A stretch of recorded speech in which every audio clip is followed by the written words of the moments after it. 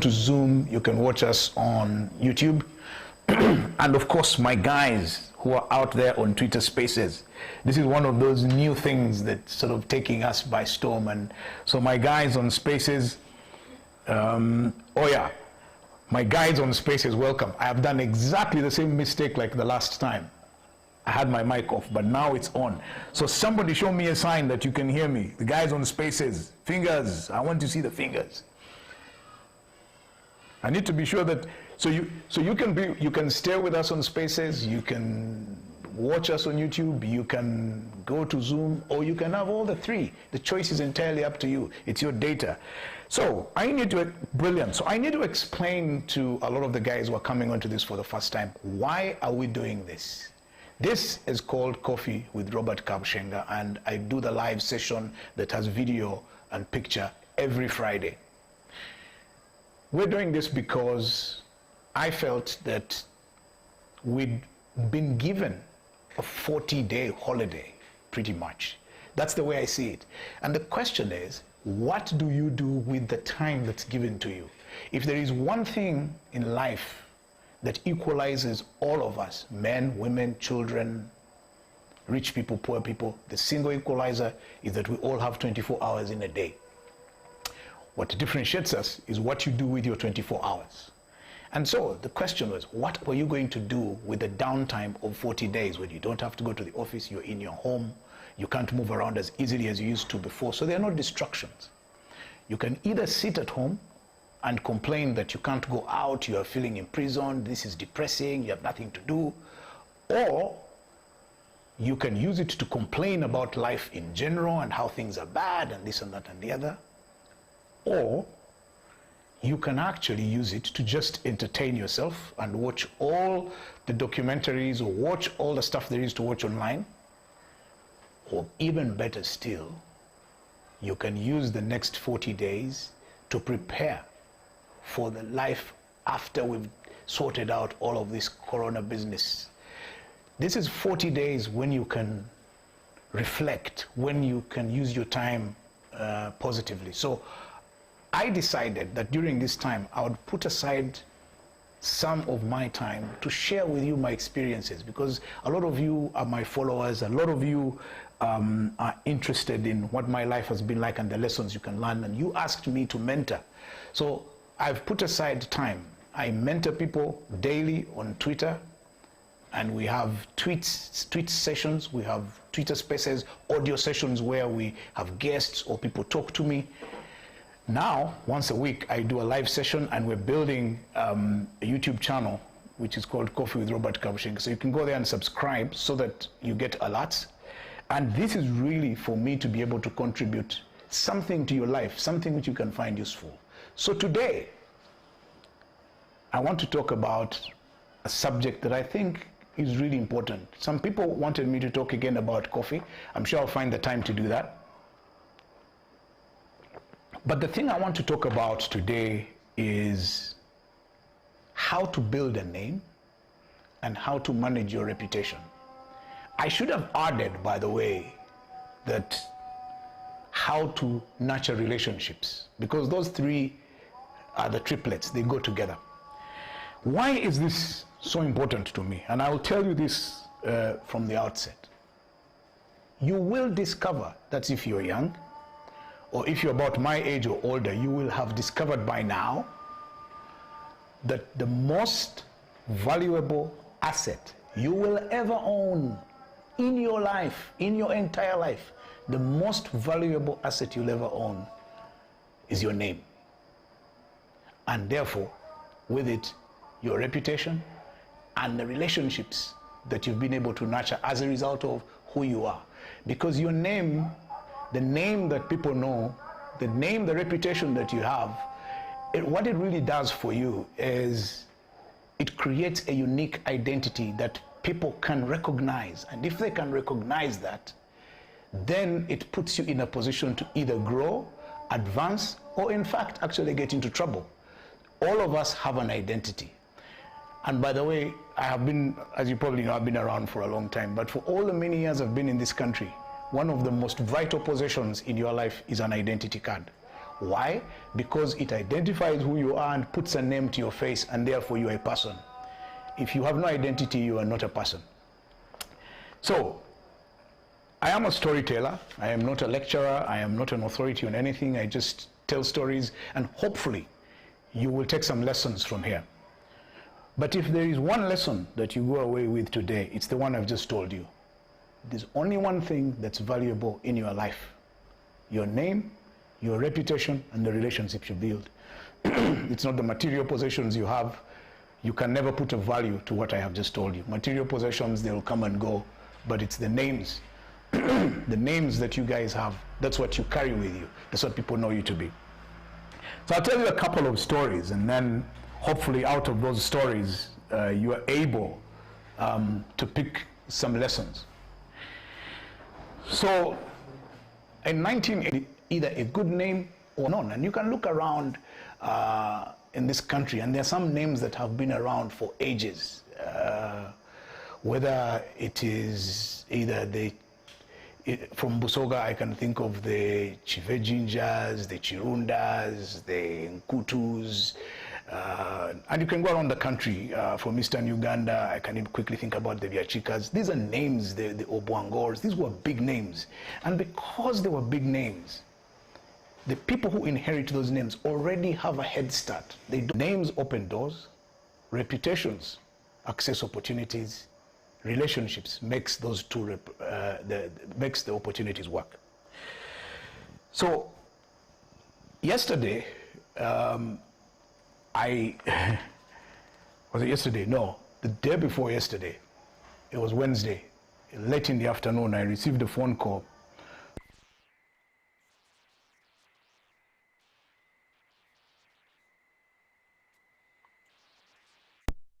He said, Robert, someone has just picked up your wallet in Kololo. At that point, I hadn't even realized that I had lost my wallet. I said, this is not possible, it's not possible. Then I checked and I actually didn't have my wallet. Then he went ahead to describe what was in the wallet. And he said there were cards, there was a housing finance card, 2 medical cards, and 20,000 shillings. And all of that was true. I said, yes, indeed, it is my wallet. I said, is it a small black wallet? He said, yes. He says, it's a policeman in Kololo and he has it. He says, if you can go there, he will give it to you. So he told me where he was, and I went to the policeman and picked up. I was shocked that anybody would pick up my wallet and then go out of his way to find one of my colleagues to tell him to talk to me. Now, can you imagine if I had mistreated that former colleague of mine when I was in a position of power before? He wouldn't have even bothered to call me. Or if I didn't have the reputation that you all know I have now, that policeman would never have thought it. I mean, why would he have bothered to this story? He turned to me and he said, Dad, it's good to have a name that is unique. So I said, yeah, sometimes people have generic names. He said, no, if you have a unique name, then people will immediately know who you are. I guess he could have added on that it also pays for you to have, one, a very good reputation that goes along with that name. Number two, that you engage in relationships with people. And so, and even if you have a generic name, because I used to engage a lot with people, so somebody once told me some of those hilarious stories that guys who used to be in the bush in Luero used to tell. And apparently in the bush, there were 2 people called Magara. And so Magara is a fairly generic name in southwestern Uganda, or western Uganda. So there were 2 Magaras. One was a commander, the other one was a foot soldier. So the foot soldier distinguished himself in order to be different from the other Magara. He used to refer to himself as Magara Taliankoko. In other words, for you to know that this Magara is the Magara who doesn't eat chicken, is just a foot soldier. And so all of these stories that I am telling you now are stories I am telling because I need you to understand the value of the name. So excuse me for a minute because I think I have lost the guys on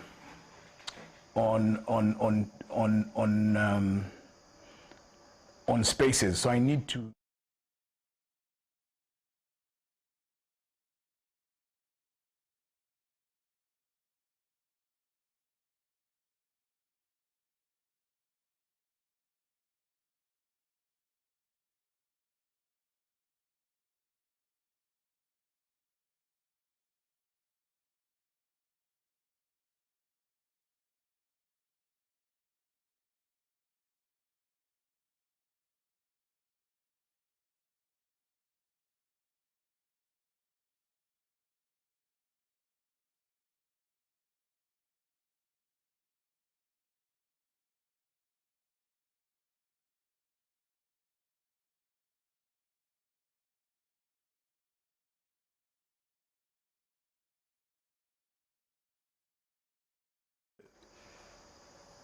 So the way this works is that you go back to you go to your Twitter feed and you pick up, you look at the top of your screen, you will see fleets with many faces. When you see my face,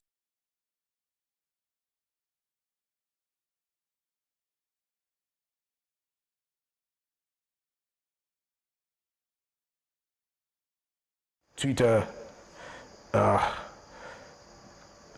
I need to get the Twitter guys back on, otherwise they'll kill me, because the last time I messed them up and they were very angry with me. So I hope it can connect. Yep, it is back on. And so the Twitter guys were back on. So you can go back to the Spaces. You will find me there. I'm sorry that it went off without me paying attention. So yes, so back to the names thing. So basically, I guess the question that you're asking me is, how do you then start to build a name? So first of all, like I said, if you won the name lottery, your family is probably known for certain things. So you just have to know, what is it that our family is known for? And that already creates an obligation for you in terms of reputation and what your family name is known for. Maybe you were farmers, or maybe you were big business people, maybe you were academics, maybe you were politicians, maybe you were soldiers, maybe you were teachers. That name that you've inherited is normally associated with certain values. What are those values? How does your behavior and the things you do and the things you get involved with, how are they in sync with what your name is known for? So that's one element. If you don't have that complication of having inherited a set of values that is related to your name, then you need to decide, what do I want to be known for? And what do I want my name to be associated with? And you cannot wish one thing and be another. So for instance, you may want to be known as a tough guy, but each time danger turns up, you are the first to flee. So you really can't be known for that. And so investing in figuring out what it is you want to be, what image you want to project, it is the image that you project that will get you that reputation. The image will be a reflection of what you consider important. So you must know what is important to you and therefore what image you want to cut. And we can learn many lessons, especially from people and especially the ladies. The ladies do this very well. I mean, ladies will invest time and quite a bit of money in being seen and perceived in a particular manner. They will dress well, appropriately, and so on. Even us, I'll give an example of myself. When I was starting out in my corporate life, it was important to be in a tie. And then when I became the chief executive, it was important for me to be seen regularly in suits and ties, because I needed to command confidence of the people who had entrusted me with the company. So, and then you have to make sure that your name is associated with things or activities that you want to relate to. So for instance, I spent a lot of time on philanthropy, on pushing public causes that I wanted to be associated with. So please know that in building your name, the first fundamental issue you need to deal with is, what do you want that name to be associated with? How do you want that name to be perceived? by those people who are out there? Do you want to be perceived as a professional? Do you want to be perceived as an excellent worker? How do you want to be perceived? Which takes me to my other story in 1991. So at that point, I was on the factory floor as a casual laborer.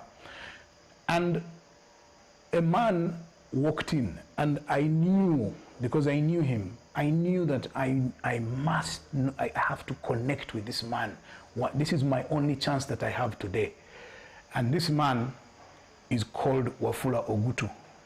Some of you may know him, some of you may not know him. But Wafula Ogutu was a big name in the media, at least when we were much younger. And I really wanted to connect with him because I knew it was important for me to know him. So as soon as the man showed up, I made it a point to be in his way and to connect with him, and we started talking. Long story short, Wafula gave me a job that paid me a bit more and really technically started my journey in the media business.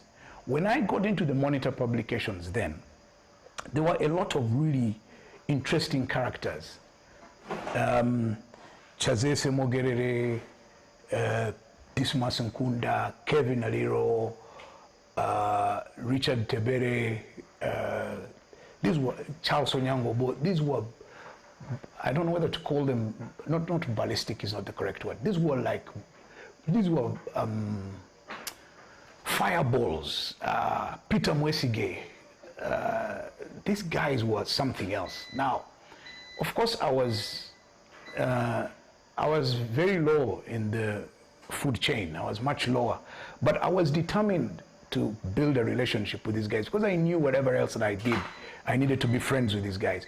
So I decided at that point that I was going to be two things. One, I was going to make sure that Wafula and Jimmy Serugo, who then was my supervisor, would trust me to do the job that I was doing without their direct supervision. I was determined to do that.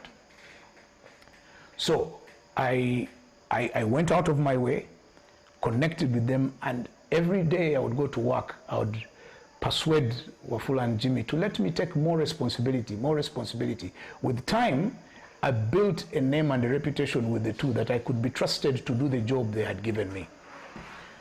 So that was, I wasn't talking about the money. At that point, I was more interested in building a relationship with them. Now the guys in the office, because I knew I needed a support mechanism, the guys in the office, so what I did with the guys in the office is I decided that with them, I wanted to be known as the fun guy to be with. So I knew all the nightlife in Kampala. I was the loudest guy in the office. I've been gifted with a fairly decent sense of humor, so I was always the one giving the wild jokes. So with time, I built a name with these guys and a relationship because I knew that in future, at some point when I finish my school at university, I'll want to get a job with the Monitor publications. And at that point, I better have a good support mechanism. So I learned how to build relationships with people. By being in that context, you have to be nice to people, not just a walkover, but nice. Most importantly, you must be of use. You must be useful to the people to whom you want to connect level, so that your name is associated with positive things. A lot of people that I know nowadays, as soon as they get into a relationship, they are looking for what to get out of it and immediately go there. Somebody meets you today and immediately asks you a job. And you're looking at this person and thinking, you've met me for the first time and you're asking me for a job. Are you really entitled to, what kind of person are you? So it's important that you take your time and you can benefit from this relationship only after a while. You're not going to be able to do this immediately. So just remember that, one, I could be trusted to do the job I was doing. Two, that I could be a fun guy to be with and be a friend and somebody that they can talk to. So that you trying to meet other people is such a burden on you that you don't want to meet them. It's important for you to meet people because you need to be known, you need to have a name. Then in 1998, I decided that I now needed to go on radio. And the radio show I wanted to be on was the Capital Gang. So how would I go about this? So again, I went back to David and Patrick. So Patrick then introduced me to a young lady called Agnes Tisa, who was the producer and in charge of the show. And now it was my business to manage the relationship between me and Agnes. I couldn't keep going back to Patrick to make sure that Agnes would accommodate me on this show every time they needed a spare tire to fill in for someone who was absent. And that's how I found myself on radio doing the Capital Gang, which was the biggest political talk show at that time, and met some really big names. Now, there was something that used to happen, and this is an important lesson. There was something, so when I got onto the show, I eventually realized that let me make it my business to be the one who serves the coffee. So I found a new relevance. I became the guy who served the bigger guys with coffee. And then at the end of every show, the guys would stand in the car park and have a little conversation about the things that were more confidential. In the beginning, I sort of would just go away. Then eventually I started to sort of hang around, but at a distance, until these guys were comfortable with me. Then they drew me in, and we've been friends for over 20 years. To you, the young people, be very careful not to be perceived as being intrusive and trying to quickly and urgently break into certain circles. If you want to connect with the people who you think are important and who you think will be critical for you to advance, or you need these relationships, nurture them. The point is nurture them. Don't get crushed into them. Don't rush. You meet me today, tomorrow you start sending me jokes on my phone, and we're not friends that way. So then you think, then you greet me, then you know, no. You've met me, fine, you've made a connection, thank you. Now let's take this very slowly. I need to be comfortable. I don't know who you are. I need some time. Then there is something else which I learned from somebody who is very senior, and maybe I can talk to him. I can talk about him actually. In my association with the retired Prime Minister, Right Honorable Amama Mbabazi, I spent a lot of time in his company. One of the things I noticed he did is every time he rang somebody, even if that person knew him, when he rang somebody, he had a certain etiquette on his phone. He would ring the person and he would say, "Hello, this is Mbabazi." Now, I learned two lessons from him. I didn't ask him this. I learned two lessons. That one, every time you call someone or every time you send someone a message, make sure you sign off. Either when you call the person, you say, "Hello, my name is Kabshenga," or "Hello, this is Kabshenga," because it immediately tells the other person who they are talking to, and they can decide at that point whether they want to talk to you or not. Or it allows them to prepare. So that is courtesy. Number two, when you send somebody a message, always sign off at the end. When you write the message, or even at the beginning, you can say, "Hello, Solomon, this is Kabshenga. Can you help me with the following?" Always put your name in any communication you make. So I get these messages from random people. Somebody sends you a message on WhatsApp and says, "Hello," and then leaves it at that. So I look at it, the number is strange, and the person has just said hello, and I keep quiet. Why should I respond? I don't know who you are, I don't know what you want. It's like a knock on the door. You don't know who's out there. Why should I even respond? Or there are those who send you messages and then send you, "How are you these days? You are lost." That is the most random thing. You don't ever send messages to people like that. "Hello, Solomon, you are lost these days. How are things?" Who cares? If you're getting in touch with me, there's probably another 100 or so people getting in touch with me. If all of them are asking me that, I'll spend the day talking about how my health is. I'm more interested. So when you're sending out a message to people, especially if these are important people with whom you want to make a connection, use your name. One who crossed the Red Sea, You write, you say, hello, this is Kabshenga. Now, the person already knows who they're dealing with. Now, if they don't answer you, or if they don't say anything, there's no excuse because they know you, and you know at that point that this relationship is not going anywhere. I have made the wrong impression. Full stop, move on, go find someone else to connect with. But understand that it's important for you to attach your name to everything you do and to every communication that you make. Because the moment you say who you are, you have now, which then takes me to my next issue, which is about reputation and reputation management. When I used to work in the media,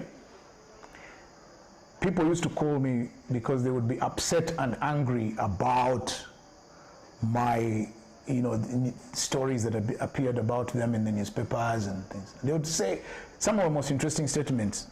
Why are you destroying my reputation? You are working with my political enemies to damage me. But there is nobody in the world who is responsible for your reputation except yourself.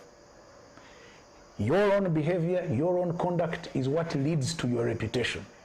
If someone else damages your reputation, that's fine. You can choose how to respond. Either you can sit down and complain how they're working with your political enemies to damage you, or indeed it's kind of your own making. Now, at that point, your job is, how do you rebuild? It's your responsibility to rebuild your reputation. Nobody is going to do it for you. No PR people, no influencers are going to help you. It is your reputation, yours, not other people's reputation, yours, your business to manage. How do you want to be perceived?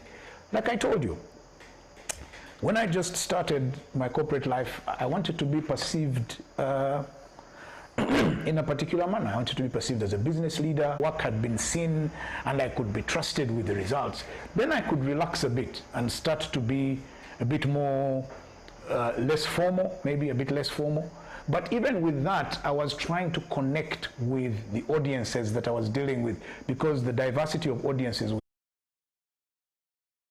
Or if you're on the road and you have a Twitter account, you can listen to us audio. Just go on the top of the screen, and then you will see a purple ring around my face. So you click on it and you'll be able to join. And so I want to thank the over 200 guys who are already logged on and are busy listening. I apologize for the earlier. You could also make yourself a cup of coffee, discuss this issue. He said, today your CV is your digital footprint. A lot of you are out there on LinkedIn and you are telling too many lies about yourself, how you are this, how you work under minimum supervision, and yet when there's no supervision, you run away from the office, or you're busy on social media, you own company time. I used to do it, so I know. So one of the areas today which is interesting for reputation management is social media. You can make or break your own reputation. And I've seen and watched a lot of people who are damaging themselves, unfortunately, because they're not very clear about why they're on social media, which audiences they're talking to, why they're talking to those audiences. They're busy doing so much damage because they think they're being entertaining. So let me start with just simple basic things. Some of you are very big on social media. The problem is you are there because you think you're going to be an influencer. Now here's the problem.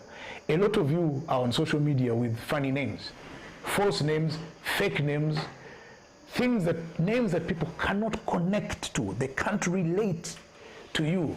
And I'm going to use a very simple one of my good friend whom I've just made friends with him on Twitter, Yugaman. So you're known as Yugaman. So can people outside of your immediate circle connect with you as Yugaman? Because people are looking to relate to a real person. Or there's another one, and I'm not making fun of these guys, there's another one who goes by the name of Mad Mudokolo. So you already are defining yourself by the way you are projecting yourself. Friends or looking for jobs, the first place anybody is going to go to find out more about you is your social media profile immediately, and they will see what it is that you do. I got an opportunity about a month or so ago, which came my way, and it went because the people who were supposed to make the decision went onto social media, and they found that I have a very active life on Twitter, and some of it is quite combative. And they felt that that was a reputational threat to their organization to be associated with me, and they let it pass. And I said, well, for me it's fine, because this is who I am and this is how I will be. So their expectations of what I was didn't match what I am actually. So I'm not telling lies of who I am on social media, that's who I am.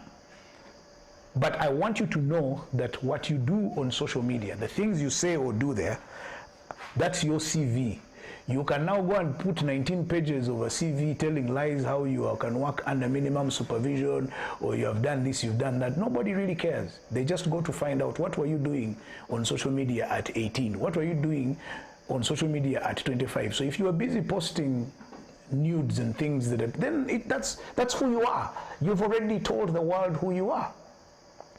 I guess what I'm driving at with this story is very simple, that mind what you put out for public consumption, because that is, you're telling the world who you are, whether it is what you say, whether it's images of yourself, whatever it is, and that will prove important at a certain point in life. The third point I really wanted to make tonight, I will tell you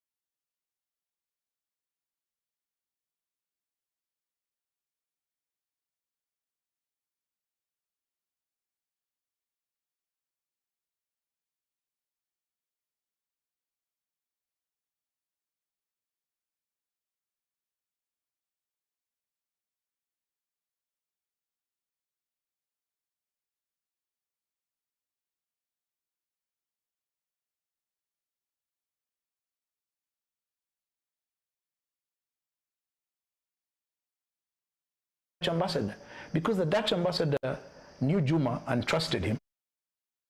So he agreed to the partnership. The Dutch ambassador then called the manager of KLM, and because the manager of KLM knew the ambassador and trusted him, so they all agreed, and within a space of 1 week we had a partnership and launched one relationships. Otherwise, all those people, I would have had to write proposal after proposal after proposal, and which would probably have wound up in the trash can. But because of the relationships I had invested in with Juma, because of Juma's relationship with the Dutch ambassador, because of the Dutch ambassador's relationship with the KLM guys, we started a partnership. That's how you get things done. I had to do something last year, and I needed a lot of permissions and clearances. And the only way I got around to that is because I knew individuals in each department that I could call on, and I would call and say, hello, this is Kabushenga, I have problem X, Y, and Z. Then they would say, bring the letter now. Then the person would also offer no, said, now I'll actually send it to the next department. And I ended up getting used. And as I said, are you intrusive? Do you show respect to people? Do you respect people's spaces? Or are you in such a hurry for the relationship to benefit you that as soon as you meet Kabushenga, the first thing you ask him is, I want a job at New Vision, or I want a job on your farm. I don't even know what you look like, but you're already asking me for a job. How? First of all, people will be useful to people without expecting anything in return. The day you need something and you go to them, they will be very eager to help, because you're not the type of person who is always going to them for, I need this, I need that. 2, unless you are really good friends with the history, don't make gratuitous calls. Hello, Joshua, or hello, Solomon. Yes, I was just calling to see how you are. Hey, okay, but you may have called me when I'm in the toilet, or when I am in the middle of something absolutely important, and all you're doing is calling me at 11 a.m. to just find out how I am. No, just assume I'm okay. And then if there is an issue, then you can call me. And we all have our different places. Sometimes you also have to wait. Maybe there are other people, maybe some, especially if... Now, another thing. Okay, these are difficult times and it's Corona time. But one of the most important things that people never forget is when they lose someone and you're there for them. Always go for funerals if you can. Always go for funerals. Weddings, you can, it's okay. You can give some money and disappear. But funerals, you must go. That's because people are at their most vulnerable and most emotional. So when they see you, they know that you stood by them at a very difficult time. Now, in the times of Corona, you may not be able to go there physically, but let the person know that you're standing with them. And I am not talking about something which I now see. I have my reservations about it. People, everybody now on social media announcing someone else's death and so on. Not like that. If the person who has passed on is close to somebody that you know and you need that person to know that you're with them, send them a message. Call them.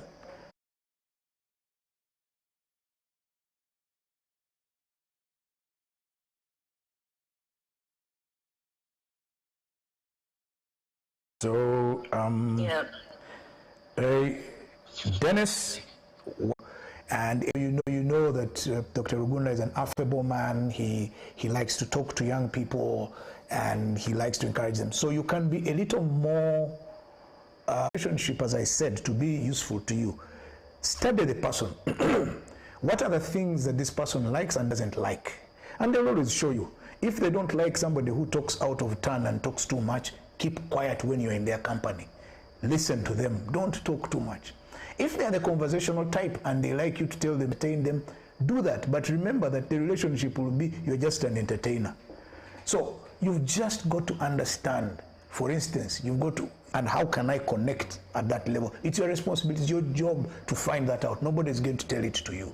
And as I said, don't be in a hurry to try and get benefit from the relationship. That's why I gave the example of saying, don't, as soon as you start a relationship, don't look for I have a job, or can I about the people that you admire, the people with whom you want to enter into a relationship. Then move slowly. And I'm sure all of you have partners.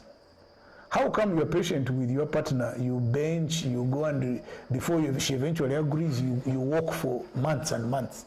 Why aren't you willing to invest in that in other relationships? So all relationships require, as I said, nurturing. And now somebody then asked me, said, I think it was in Shemerire, who said, how do I organize a platform for you guys out? So I will now go back to my guys on Spaces, and I think Susan Muhoza, that by and large most people who are senior in age, myself onwards, from my own experience, they are very happy to be supportive and helpful of young people. There is, of course, a risk that some of these relationships may end up being predatory, that older people now start taking advantage of the young and vulnerable people that they're supposed to be mentoring. And that's why I was saying, study the person that you want to get mentorship from, but also keep a distance. That's why I talk about that space.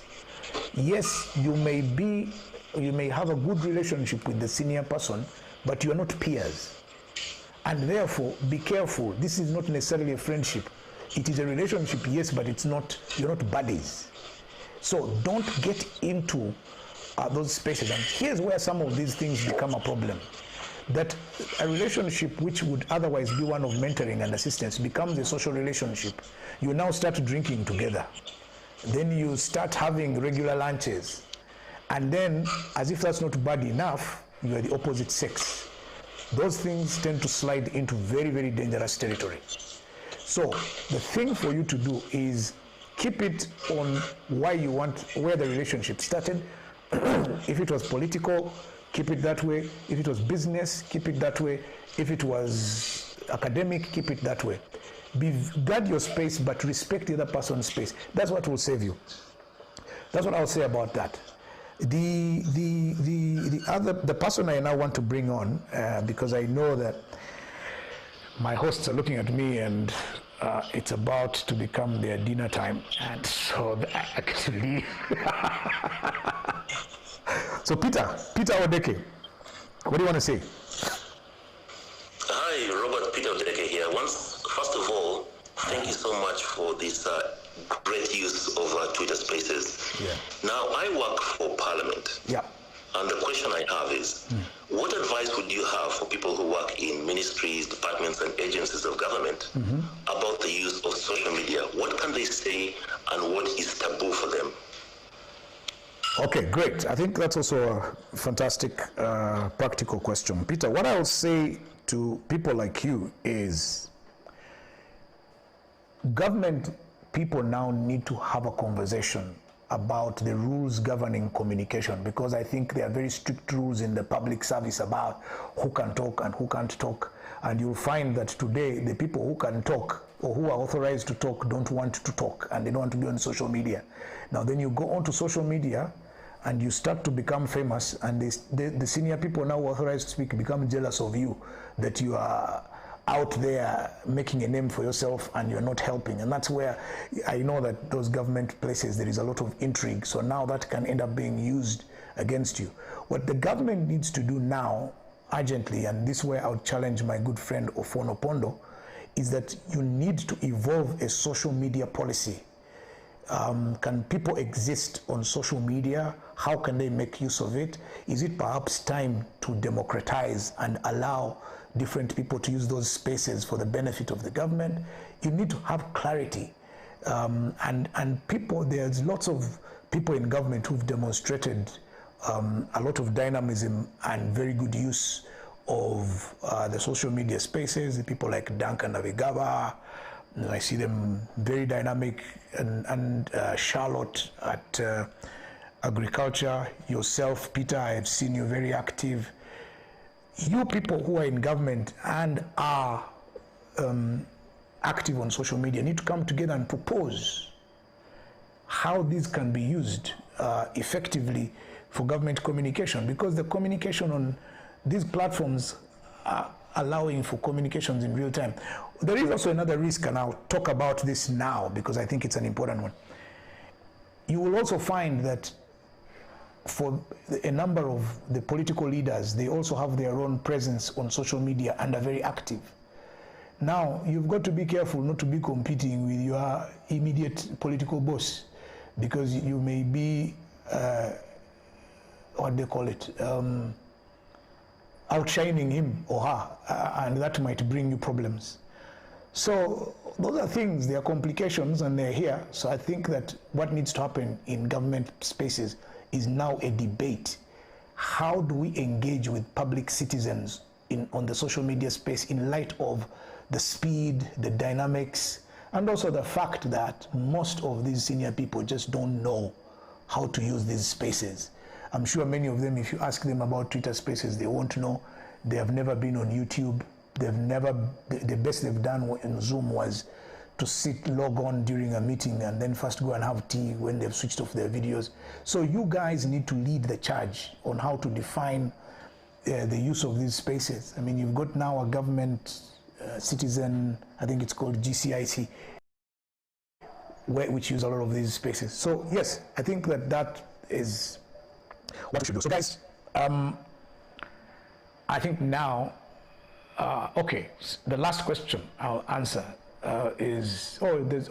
my good friend Belinda. So let me say, somebody has asked me, how do we balance power dynamics in relationship building? Let me see Belinda's question as well. Do you think the older generation can benefit from relationships with younger people? Can the old be mentored by younger generation, and do you have younger people mentoring you? Yes, Belinda. The guys who are mentoring me in Twitter Spaces are much younger than me. Cheyune is the one who taught me about Twitter Spaces. I had no idea. Cheyune goes by a very weird name on Twitter. He calls himself Kwenga. I don't know how he manages that. The guys I am working with to do the whole of this lives thing on YouTube and so on, these are very young people. They are the ones who have taught me about engagement. They are the ones who have taught me about how to bring audiences in spaces, the language. So I get mentored even by my teenage children. They are mentoring me and they're telling me all of these things that are happening in the technology space. So that's where now the relationship between younger and older people matters. And then I go into also combine this with Elijah's question about power dynamics. There are things which you as a younger person bring to the table that older people don't know. Like, for instance, you are very versatile about technology that older people don't know. So if you show them that you're going to make their lives better and easier by managing, for instance, their technology side of things better, then you bring a benefit. So for me, I need to be, and I seek out younger people. They don't know that I am seeking them out for my personal mentorship, but I am. I'm seeking them out because they are taking me into the world of the future. Otherwise, I can be very irrelevant very quickly. So when you relate with younger people, you are relating with what the future is going to look like. So it's important that we older guys relate to younger people in a way which is not patronizing, but is beneficial. It also allows them to bring out the best in themselves for your benefit. So yes, allow young people to mentor you. And then the power dynamics. Unfortunately, Elijah, if you run into an egocentric person, then the power dynamics become complicated because that person is only thinking about themselves and protecting their powerful position, but also because of the rate at which the world is moving and evolving, those types of people become irrelevant very quickly because in about 2-3 years, their job may disappear and then they now need to work with you. So today, you may be very powerful and looking at younger people and thinking they don't matter. In 3-4 years, you probably won't be in that position of power. And these younger people, look at Parliament today. Parliament today is full of very young people. Cabinet is full of very young people. These are guys who were in school only yesterday and came into the job market. Now we have to call them honorable. We have to respect them. So I think that for me, that defines how to build relationship. The rest of these conversations, guys, we can have them on other platforms. The crowdfunding question and investment clubs, I'll pass that on to Richard on Twitter, and Richard will definitely answer you on that. So guys, thank you very much. That was my session. It was a bit all over the place. We had technology hiccups, but you've got to understand that this is the beginning. It's just the start. Eventually, we're going to get the hang of this. We'll get it right, and will be more beneficial to you. This runs for 40 days. It's very regular. Every day on Twitter, we do a spaces, we do tweets, and then I'm going to work with Solomon on this. We need to get all those conversations and see how to upload them on the YouTube channel so that you can listen to them, the ones that we have on Twitter. It's something about how to get to my archives. I'll fix that up. And then, you can also go back if you missed certain portions, you'll find them on YouTube. It's been recorded, it will be uploaded. And guys, really spend your time these next 30 days